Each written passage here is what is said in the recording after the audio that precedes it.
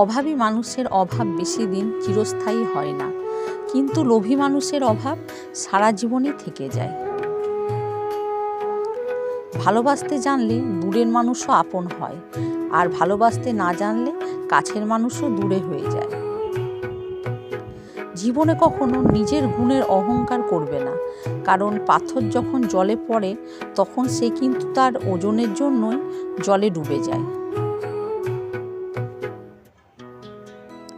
পরামর্শ সবার কাছেই নাও, কিন্তু গ্রহণ সেটাই করো যেটা তোমার বিবেক গ্রহণ করবে। সত্য কথা বলতে গিয়ে তুমি অনেকের হয়ে উঠবে অপ্রিয়, কিন্তু সৃষ্টিকর্তার কাছে তুমি হয়ে উঠবে প্রিয়। খারাপ সময় মানুষকে জীবনে সেসব সত্যের সম্মুখীন করায় যেগুলো সে তার ভালো সময়ে কখনো খেয়ালই করেনি।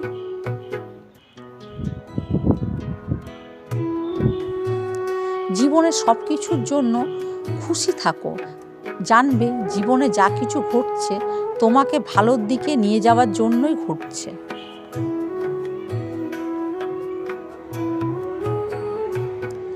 মন এমনই একটি জিনিস যা ইচ্ছে মতো দেওয়া নেওয়া যায় না, এটিকে ভালোবাসা, বিশ্বাস আর সম্মান দিয়ে অর্জন করতে হয়।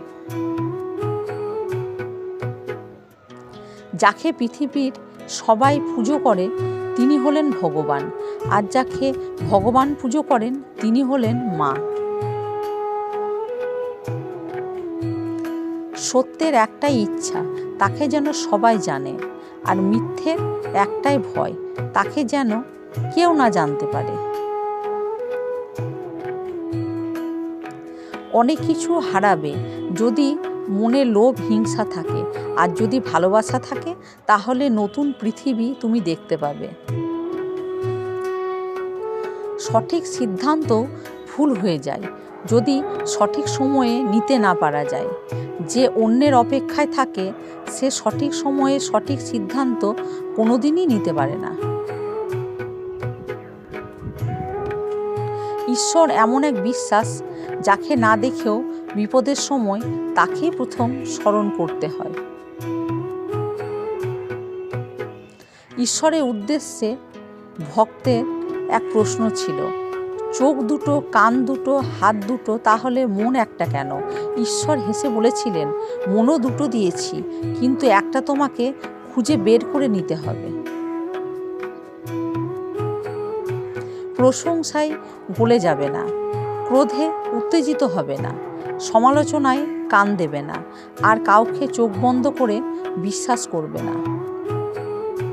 ক্রোধ বুদ্ধিকে গ্রাস করে, অহংকার মনুষ্যত্বকে গ্রাস করে, লোভ বিবেককে গ্রাস করে, অনুতাপ পাপকে গ্রাস করে, চিন্তা আয়ুকে গ্রাস করে।